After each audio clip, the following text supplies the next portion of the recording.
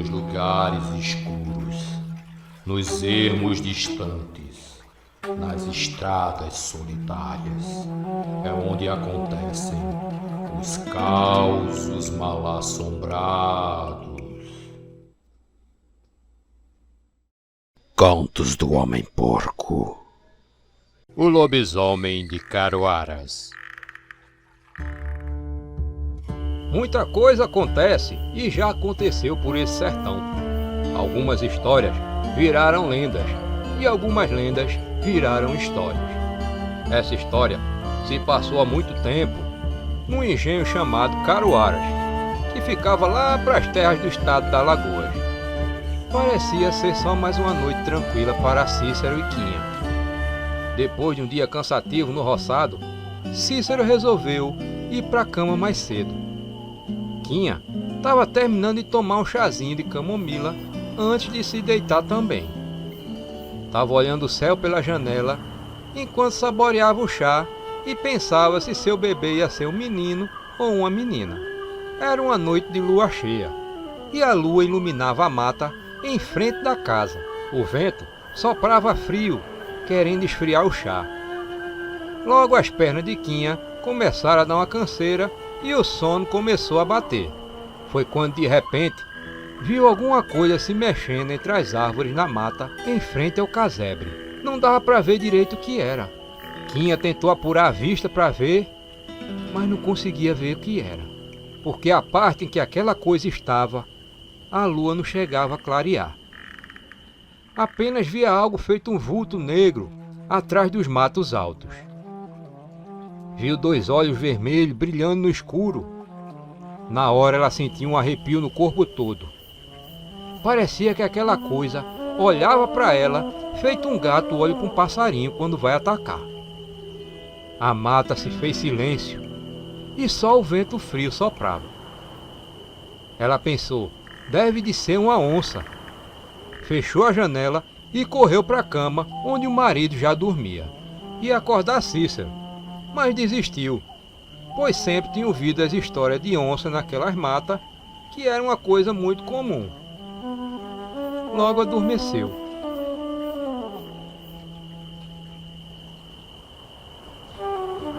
Quando foi lá para as 2 da madrugada, Cícero acordou com uma batida forte na porta. Parecia que alguém tinha dado um chute na porta. Oxe, mas quem pode ser a essa hora? Sussurrou Cícero para Quinha, que também tinha acordado. Lá de fora, vinha um roquejado alto de algo muito grande. Deve de ser uma onça, Cícero, falou Quinha, relatando que tinha visto algo estranho na mata antes de se deitar. Mas onde já se viu onça dar o chute em porta, mulher? Cícero se levantou e pegou a espingarda. Olhou para a porta e pela fresta viu uma sombra se mexendo.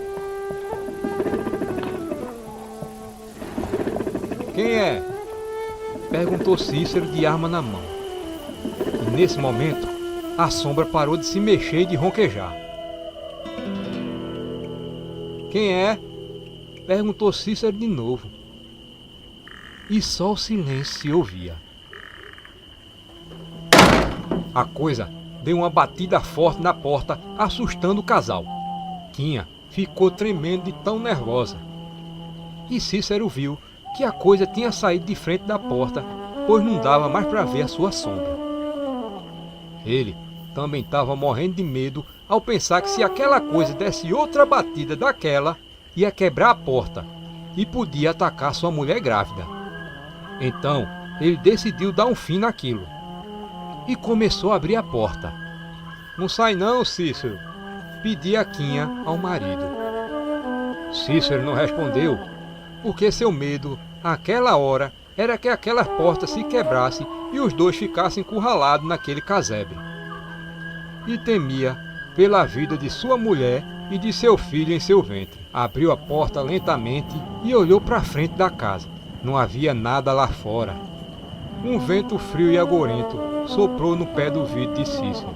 E na hora, ele sentiu um arrepio correr por toda a espinha. Foi quando ouviu ronquejar vindo da mata. E ao olhar na direção, pôde ver os dois olhos vermelhos. A mata era só silêncio. Cícero atirou na direção dos olhos brilhantes. E o pipoco do tiro parecia um trovão na mata aquela hora da madrugada. E só fez aumentar o silêncio. Na porta da casa, Quinha olhava a tudo muito assustada. Após o tiro, a mata silenciou de vez. Não via mais os olhos vermelhos daquela fera e nem se ouvia os roncos. Achando que aquele tiro tinha assustado ou matado aquela criatura, Cícero começou a voltar para casa. E ao dar as costas para a mata, ouviu um barulho feito um cavalo correndo em sua direção. Rapidamente, Cícero se virou e viu aquela besta fera que parou bem na sua frente. De arma em mão, Cícero ficou paralisado. Um enorme cão negro ronquejava à sua frente. Sentiu o cheiro podre de carniça que vinha daquela criatura. Mas a atenção daquela besta estava em sua mulher, Quinha, que via tudo da porta do casebre, muito assustada. Cícero percebeu que seus olhos eram olhos de gente, e não como de um animal comum. Era aquela criatura, o amaldiçoado, que tanto ouvira falar quando rapazote, o demônio do lobisomem, que tinha vindo por causa de sua mulher grávida, querendo comer a criança em seu ventre. A criatura olhou para Cícero com tanto ódio e quando ia pular, Cícero atirou bem na caixa dos peitos da besta. A besta fera caiu no chão sem se mexer. Cícero entrou na casa junto com Quinha e o resto da madrugada passou acordado, sentado numa cadeira, com a arma nas mãos, apontada para a porta. Quando o dia clareou e os primeiros passarinhos começaram a cantar, Cícero abriu a porta e viu que a besta não estava lá. De tarde daquele mesmo dia, Cícero ficou sabendo que seu vizinho Duda Canzé tinha falecido. Ele foi encontrado nu, com um tiro no peito, nas próprias terras do engenho Caruaras. Um de seus empregados encontrou o corpo do patrão e logo a notícia se espalhou pelas vizinhanças. O lobisomem da estrada do cachorro. Lá para as bandas de Nossa Senhora de Lourdes, no Sergipe, aconteceu um caos mal-assombrado que hoje o povo já nem lembra mais. Já tinha 6 meses que Marta estava naquele serviço. Pegava de 7 da manhã e só largava de 9 da noite. Trabalhar em casa de família não era seu sonho, mas desde que sua finada mãe tinha ficado doente, esse trabalho a ajudava a se sentir menos sozinha. Não achava muito longe da fazenda onde trabalhava para sua casa. Era coisa de 15 a 20 minutos andando. Só não gostava de passar pela parte da estrada de terra, chamada de Estrada do Cachorro, pois não tinha casa nenhuma de um lado e nem do outro. Apenas uma mata dos dois lados. Nessa noite, enquanto voltava pensando na vida, Marta ouviu um barulho na mata. Tinha alguma coisa se mexendo dentro do mato. Marta parou no meio da estrada e o barulho silenciou. Teve aquela sensação de estar sendo observada.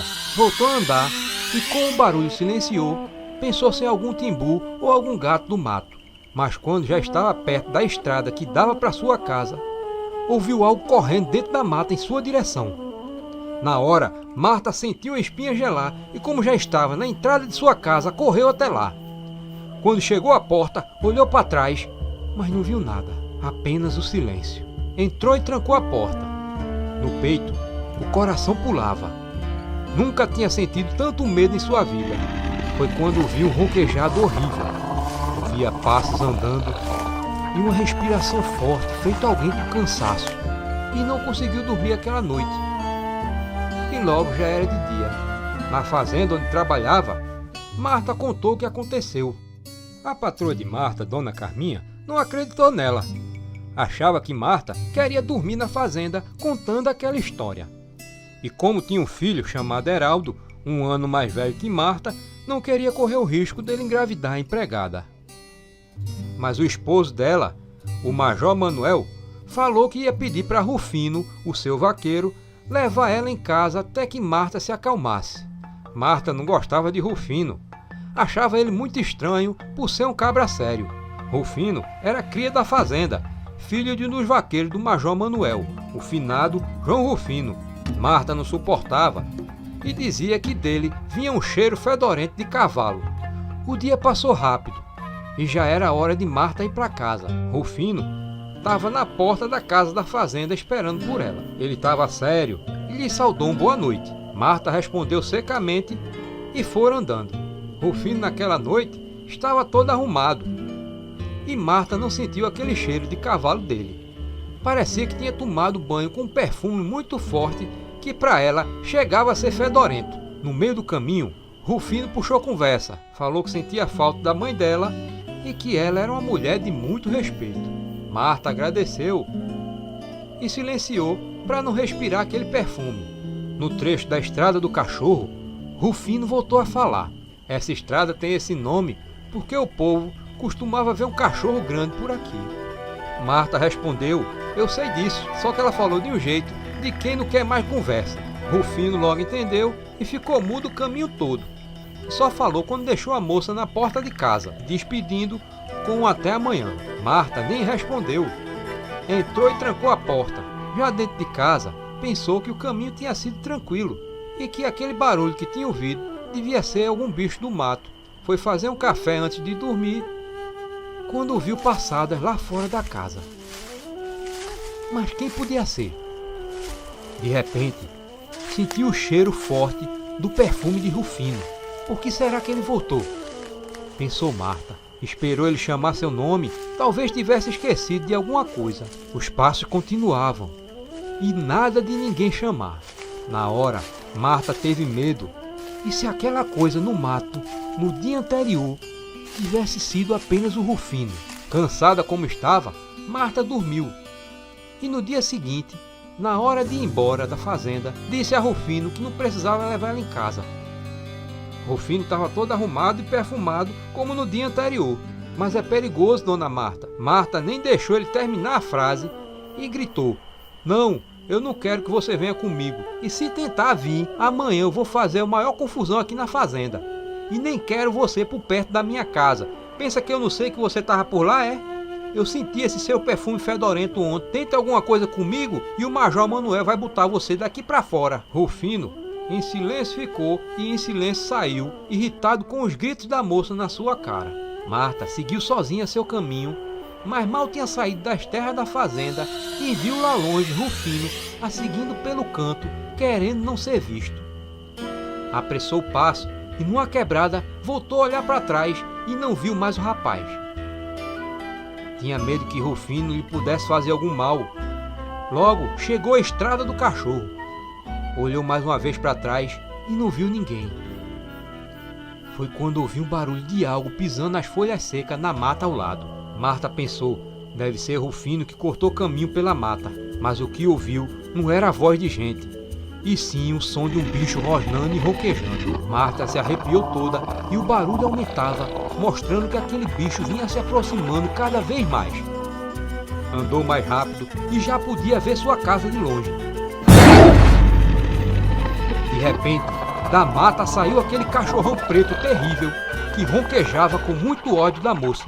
Um cheiro podre incensou toda a estrada com aquela presença maligna. Marta correu para casa e ao olhar para trás não viu mais nada. Quase em pânico, entrou na casa e trancou a porta. Quando voltou a ouvir o ronquejado de novo, a besta fera estava na porta de sua casa. Bateu com tanta força na porta, mas sua mãe tinha colocado uma porta forte de madeira de lei. Logo, ela ligou os fatos. Aquela besta era o Rufino, que tinha se transformado em lobisomem e, furioso, queria lhe matar. Aquele barulho veio do telhado. A criatura estava em cima da casa e começava a empurrar as telhas. O telhado não suportou o peso do lobisomem e caiu. Marta se viu cara a cara com a besta. O lobisomem olhava para ela com muito ódio. Marta abriu a porta rapidamente e correu para fora.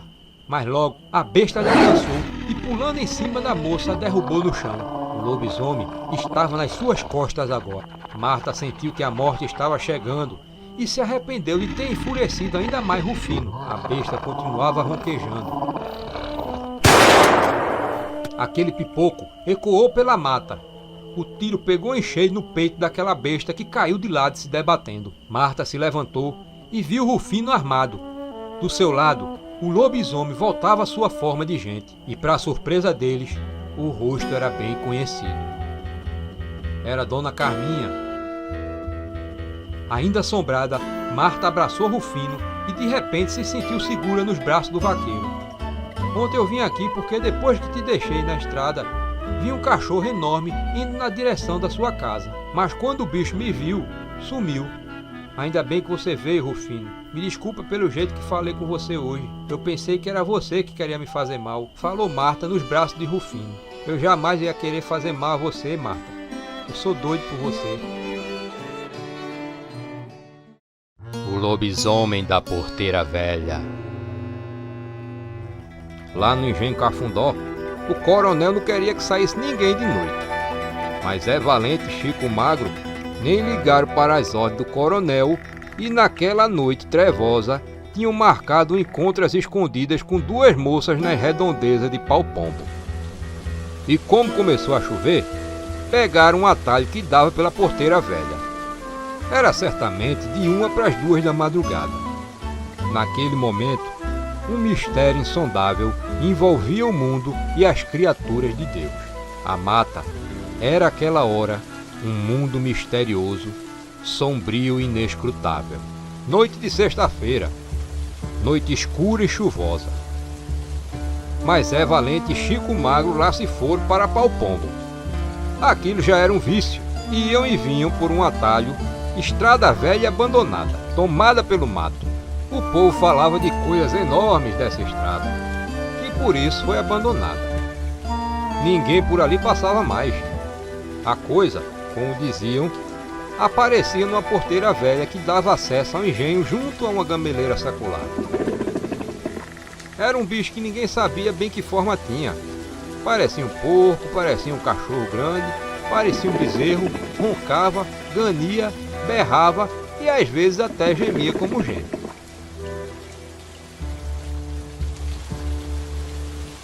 E em frente à porteira os 2 cabras pararam. A chuvinha continuava. O silêncio, a solidão. Chico espiou para a porteira. Um estranho calafrio fez ele estremecer da cabeça aos pés. Continuaram parados e silenciosos, olhando a porteira numa atitude de assombro.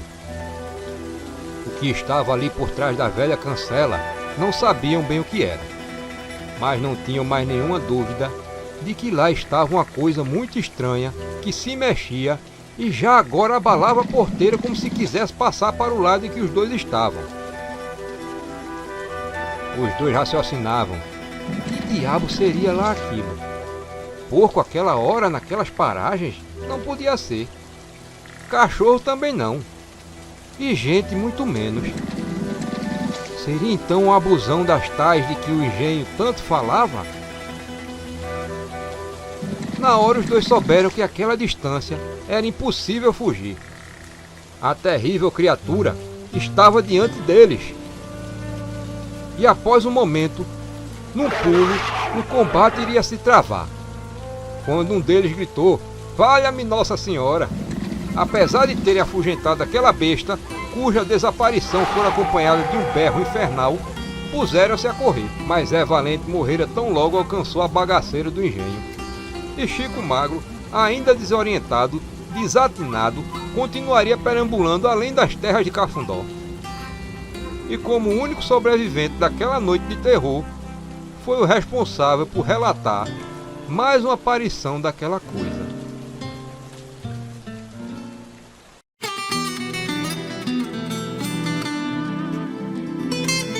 O lobisomem de Jaguaribe.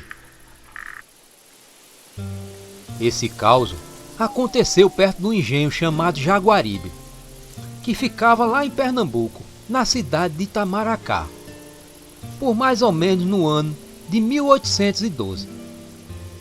Era perto da meia-noite, quando Francisco voltava do trabalho numa casa de farinha. Francisco era um dos poucos negros que não eram escravos em Itamaracá. Todos os dias ele fazia esse caminho menos no domingo, que era dia de Nosso Senhor. Mas naquela boca da madrugada, ele estava muito cansado e pensava somente em deitar o corpo na cama. Foi quando viu alguém passar na frente da estrada de terra e sumir no meio da mata. Parecia alguém bêbado. Mas quem havia de andar bêbado em plena madrugada? Francisco resolveu apressar o passo para ver se o sujeito precisava de ajuda. Aquela madrugada estava calma, mas um vento frio que vinha dos lados do mar vinha fazendo um som assustador. Francisco entrou na mata bem devagarzinho, tentando não fazer barulho. Avançou na direção e viu o homem de costas ajoelhado no chão. Parecia mesmo que estava ferido e que sentia muita dor, mas não soltava nenhum gemido ou grito. Escondido atrás dos matos, Francisco pensava se devia ajudar o homem ou não. Tinha medo de que fosse de repente considerado culpado de ter ferido aquele homem. Mas seu coração falou mais alto e gritou: "Opa, Vós Messê está precisando de ajuda?" Aquele homem olhou para Francisco assustado, e Francisco reconheceu o homem. Era um cabra que era feitor do engenho Jaguaribe, mas seu rosto estava meio distorcido, parecia mais um animal. O homem ficou calado e não disse uma palavra. Apenas olhava para Francisco com os dois olhos bem arregalados. Francisco ficou em seu lugar e viu o que jamais podia imaginar. Aquele homem se virou no animal. Parecia um cachorro misturado com um focinho de porco. O homem lobo, que o povo chamava de lobisomem. O lobisomem, de pé, soltou um berro terrível e olhou para Francisco. Na hora, Francisco começou a correr, saindo da mata.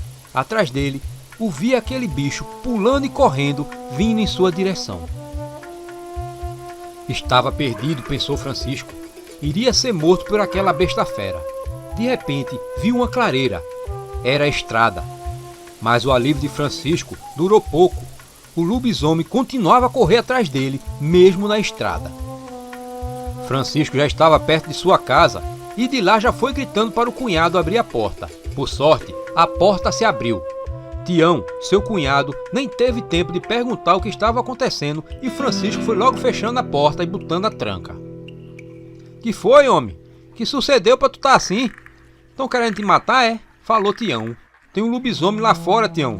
Vinha me pegar." Com aquela gritaria, Maria, irmã de Francisco, acordou e veio ver o que era. "O que foi, Chico? Que aperreio é esse?" "Tem um lobisomem lá fora, Maria. Eu vi o homem se virar nele." A madrugada era silêncio só. Na casa, todos estavam assustados com aquela história. Ninguém dizia uma palavra sequer. Queriam ouvir qualquer barulho lá fora que indicasse aquela besta fera andando. "Tá bom dessa história", falou Tião. "Tem bicho nenhum lá fora não. Eu tenho que ir pro engenho já já." Tião foi até a janela e abriu bem devagarzinho para a madeira não chiar. Olhou e não viu nada. A madrugada estava calma, como sempre àquela hora, e logo o sol já ia sair. Tião decidiu olhar mais uma vez, e dessa vez colocou a cabeça para fora. "Tem bicho nenhum aí não, Chico", disse Tião. "Tem sim, Tião. Eu vi com esses olhos meus." Tião estava nervoso, porque logo sairia para o trabalho no engenho, e para tirar a prova, ele decidiu olhar mais uma vez para fora da casa. Mas não viu nada. A madrugada continuava calma. "Tem nada aí não." "Vou, Miguel." Foi de repente que aquela cabeça enorme de cachorro apareceu na janela tentando entrar. Com um susto, Tião caiu no chão. Maria gritou de medo. A besta fera queria entrar, mas por algum motivo não conseguia. Rapidamente, Francisco pegou o porrete que servia de trava para a porta e meteu na cabeça do lobisomem. A besta fera gemeu com a cipuada e voltou para fora da casa. Logo ouviram um berro terrível e a carreira indo para longe. Alguns dias depois, Francisco ficou sabendo que o feitor do engenho Jaguaribe tinha viajado para o Pará para se tratar de uma doença.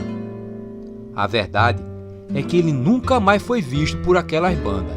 e ninguém acreditou na história de Francisco, mesmo com o testemunho de sua irmã e seu cunhado. O lobisomem de Canhotinho. Esse caos aconteceu não faz muito tempo lá na cidade de Canhotinho, em Pernambuco. Já era madrugada quando Fátima acordou. Escutou seu cachorro azulão chorando no quintal.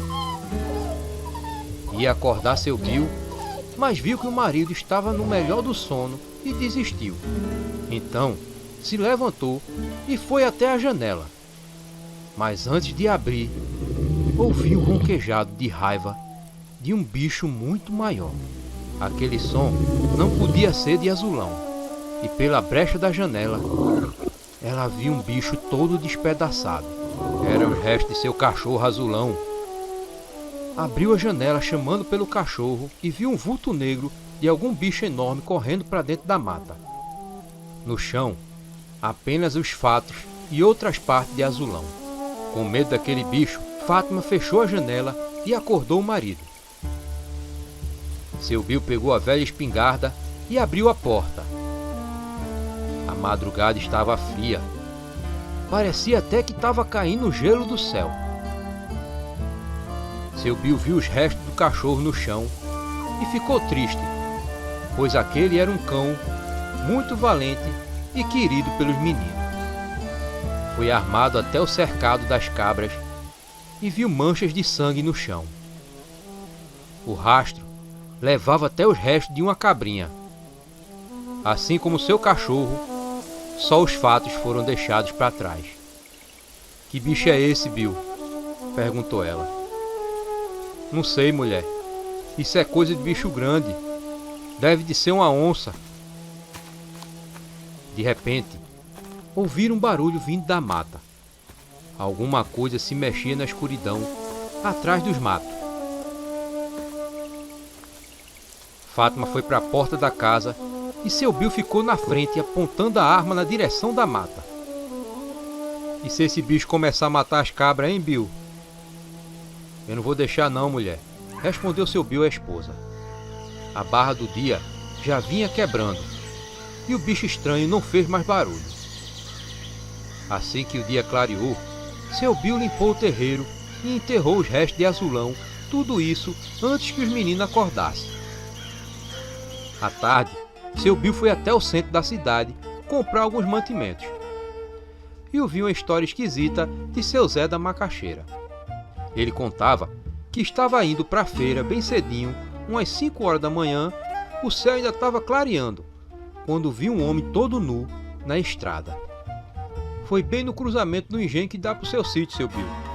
Quando o sujeito me viu, ele entrou correndo no canavial, falou o homem para seu Bill. Quando foi isso, seu Zé? Perguntou seu Bill. Foi hoje cedo. Oxe, acho que ele estava fazendo alguma necessidade nos matos e correu quando viu a zoada da sua carroça, seu Zé. É, seu Bill, mas o mais esquisito é que o homem parecia todo cheio de pelo, quase feito um macaco. Eu tô achando que era o tal do lobisomem que o povo anda falando. Dizem que tá aparecendo muito bezerro e cachorro morto por aqui. Oxe, após hoje de madrugada, um bicho matou e comeu meu cachorro e uma cabrinha minha. Só restou os fatos deles no chão. Quando minha mulher abriu a janela, o bicho saiu correndo pros matos. Ah, seu Bill, não é outra coisa não. É ele mesmo, o lobisomem. Falou seu Zé da Macaxeira a seu Bill. Seu Bill ficou pensando naquela história. Fazia mesmo sentido. Ele nunca tinha visto um bicho comer outro animal daquele jeito, deixando só os fatos. De qualquer jeito, tinha uma criação de cabras e não podia deixar elas na mira daquela criatura. A tarde passou rápido e logo veio a noite. Seu Bill ficou de guarda na frente do cercado das cabras e nada de bicho algum aparecer. O sono começou a chegar cada vez mais pesado e seu Bill decidiu entrar e dormir. Os dias foram passando e nada daquele bicho voltar, mas a notícia de um lobisomem na cidade aumentava. Quando começava a escurecer, o povo trancava as portas com medo. Mas numa madrugada, seu Bill acordou com as cabras fazendo barulho. Pegou a espingarda e saiu em silêncio. Fátima ficou na porta. Entra, mulher, e tranca a porta e fica perto dos meninos, falou seu Bill. Cuidado, Bill, falou ela. Seu Bill foi bem devagar para não fazer nenhum barulho. Chegando na parte do cercado das cabras, viu todas elas se espremendo num canto e no outro aquela criatura. Aquele ser lembrava um cachorrão preto. Era ele mesmo, o lobisomem. Aquele demônio já o tinha visto e, parado, rosnava para seu Bill com muita raiva. Embaixo dele, mais uma cabra morta. Aquela besta olhava para seu Bill e era possível ver que tinha um olhar de gente. Seu Bill engatilhou a espingarda, mas antes de disparar, o lobisomem saltou em sua direção e correu para dentro da mata. Seu Bill foi atrás da criatura. A lua cheia no céu clareava um terreiro bem no meio da mata. E seu Bill parou, não ouvindo mais o lobisomem pulando. Percebeu que tinha cometido um erro. Estava agora no meio da mata sozinho com aquela besta rondando. Ficou atento a qualquer som que ouvisse. De repente, começou a ouvir o som dos matos sendo amassados. Não conseguia descobrir de qual direção vinha aquele som. Era artimanha de assombração. Fazia barulho em todo canto para confundir a pessoa e atacar do lado menos esperado. Aparece na minha frente, seu demônio desgramado, gritou seu Bill. O barulho em todas as direções continuava. O lobisomem tinha pulado justamente nas costas de seu Bill. Rapidamente, seu Bill agarrou o pescoço do lobisomem. Sentiu aquele cheiro podre de carniça empesteando todo o ar. Quase nem dava para respirar. Mas o lobisomem também era sufocado pelas mãos de seu Bill. Quanto mais força o lobisomem fazia para morder, seu Bill mais apertava a goela dele. De repente, da criatura veio aquela voz fina. Por favor, me solte. Eu sou uma pobre alma amaldiçoada. Não ia fazer mal a você não. Vou soltar não, tu vai morrer, filho da peste. Falou seu Bill com muita raiva daquela criatura. Me solte, por favor, que nunca mais apareça em seu sítio, clamava o lobisomem. De repente, o lobisomem começou a chorar. E nisso foi desvirando de animal para pessoa. E foi aparecendo a figura de um jovem rapaz na idade de uns 15 para 16 anos. E logo reconheceu o filho do velho Damião da Vargem, que vendia feijão na feira. O que é que tu fez para virar esse bicho, menino? Perguntou seu Bill ao adolescente. O lobisomem, já virado em gente, respondeu. Eu era o filho mau, respondia meu pai e minha mãe. Mas um dia, briguei com minha mãe e bati nela. Meu pai me botou para fora de casa. E quando foi de noite, comecei a virar bicho. E desde então, eu venho cumprindo esse fadário. Seu Bill não sabia o que fazer. Mandou o rapaz ficar ali e foi buscar algumas roupas para ele. Mas quando voltou, canto limpo, o rapaz tinha ido embora. Desde esse dia, os ataques cessaram em Canhotinho. Mas vez ou outra, se ouvia histórias de lobisomem em cidades próximas.